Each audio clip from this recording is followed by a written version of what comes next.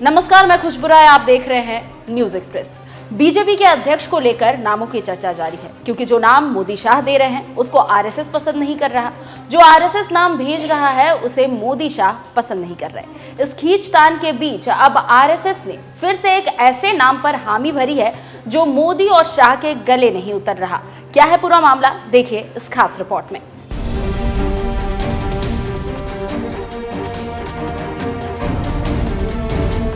2024 लोकसभा चुनाव में बीजेपी की लोकसभा में सीटें 240 के आई। मोदी शाह के अच्छे दिन खत्म हो गए और आज की तारीख में आलम यह है कि अब बीजेपी में ही मोदी शाह के नेतृत्व को चैलेंज मिलने लगा है। जब अपनी ताकत के बल पर मोदी शाह मनमानी कर रहे थे तो कुछ ही लोग थे जो इशारों ही इशारों में मोदी का विरोध कर रहे थे। ऐसे में एक नाम कॉमन था और वो नाम था वसुंधरा राजे। लेकिन अब यही नाम मोदी शाह के लिए चैलेंज बन गया है। जी हां, आप जानते हैं कि बीजेपी को पूर्णकालिक अध्यक्ष नहीं मिल रहा है और आरएसएस बीजेपी के बीच घमासान जारी है। जो नाम मोदी शाह भेजते हैं उसे मोहन भागवत रिजेक्ट कर देते हैं और जो नाम मोहन भागवत भेजते हैं उसे मोदी शाह रिजेक्ट कर देते हैं। ऐसे में इसी रस्साकसी के बीच बीजेपी अध्यक्ष पद खाली पड़ा हुआ है। ऐसे में पिछले महीने से बीजेपी अध्यक्ष को लेकर चर्चा तेज हो गई है और ये सारी बातें मीडिया में सूत्रों के हवाले से चल रही है, लेकिन अभी तक किसी ने इसे कंफर्म नहीं किया है। सोशल मीडिया यहाँ पर हर बात तरीके से लिखकर लोग फैला देते हैं। ऐसे में ही पलक्कड़ में आरएसएस की बैठक हुई, जहां पर नरेंद्र मोदी के दूत बनकर जेपी नड्डा गए थे और वहां पर मोदी के द्वारा भेजे नामों पर चर्चा हुई, जिसे आरएसएस ने नकार दिया। फिर किसी तरह नड्डा ये बात आरएसएस को समझाने में कामयाब रहे कि इस वक्त अध्यक्ष का नाम अनाउंस करने में 2 राज्यों पर इम्पैक्ट पड़ेगा।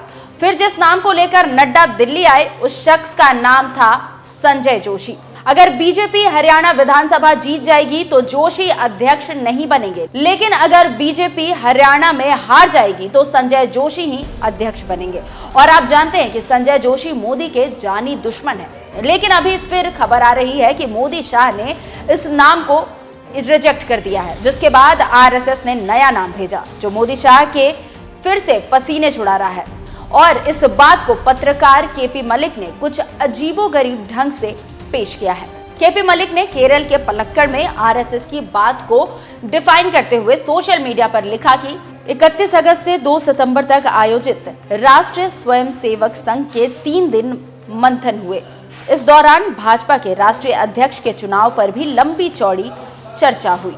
दरअसल संघ चाहता है कि इसी बैठक के दौरान भाजपा के राष्ट्रीय अध्यक्ष के नाम की घोषणा कर दी जाए, लेकिन मोदी और शाह के संदेशवाहक बने कार्यवाहक अध्यक्ष जेपी नड्डा ने संघ को यह विश्वास दिलाने की कोशिश की कि भाजपा हरियाणा और झारखंड दोनों जगह चुनाव जीत रही है, लिहाजा राष्ट्रीय अध्यक्ष के नाम की घोषणा चुनाव के परिणाम तक रोक दी जाए।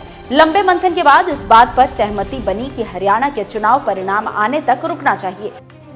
लेकिन अब फिर बीजेपी अध्यक्ष को लेकर केपी मलिक अपने सोशल मीडिया प्लेटफॉर्म पर बड़ी बात लिखते हैं और वो भी सबूत के साथ। मलिक कहते हैं, आसमान से गिरे खजूर पर अटके। संघ की ओर से भाजपा के राष्ट्रीय अध्यक्ष के लिए संजय जोशी के नाम पर अड़ने के बाद मोदी शाह की सिट्टी पिट्टी गुम हो गई है, लिहाजा उन्होंने संघ से शिवराज सिंह चौहान के नाम पर विचार करने की गुहार लगाई।